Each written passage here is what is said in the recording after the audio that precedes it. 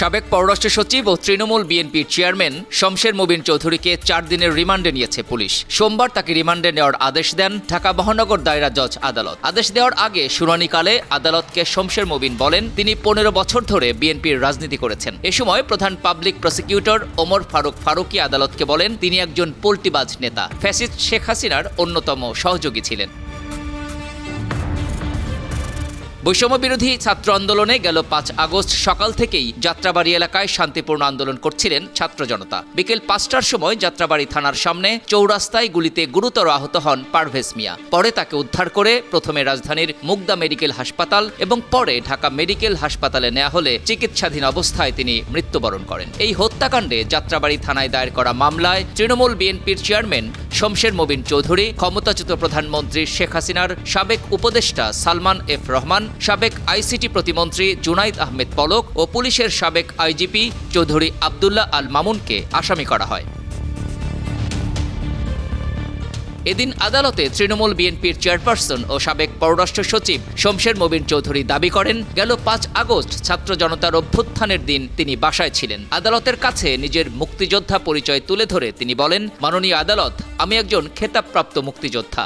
এদেশের স্বাধীনতার জন্য আমি যুদ্ধ করেছি। আমি যুদ্ধাহত মুক্তিযোদ্ধা। আমার এক পা হারিয়েছিলাম। ৫ আগস্টও আমি বাসায় ছিলাম। আমি কোনো খুনের ঘটনার সঙ্গে জড়িত নই।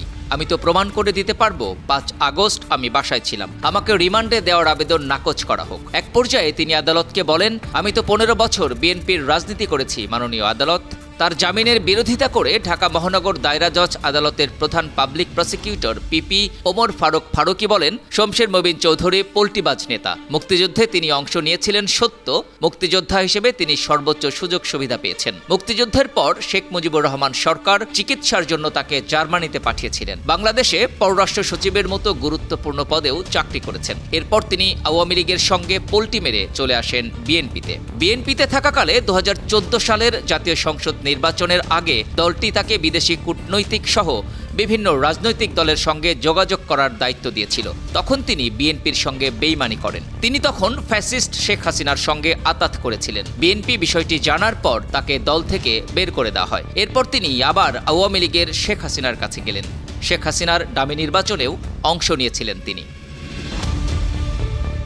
মামলার বিবরণ অনুযায়ী গেল ৫ আগস্ট সকাল ১০টা থেকেই যাত্রাবাড়ি এলাকায় শান্তিপূর্ণ আন্দোলন করছিলেন ছাত্র জনতা। বিকেল ৫টার সময় যাত্রাবাড়ি থানার সামনে চৌরাস্তায় গুলিতে গুরুতর আহত হন পারভেজ মিয়া।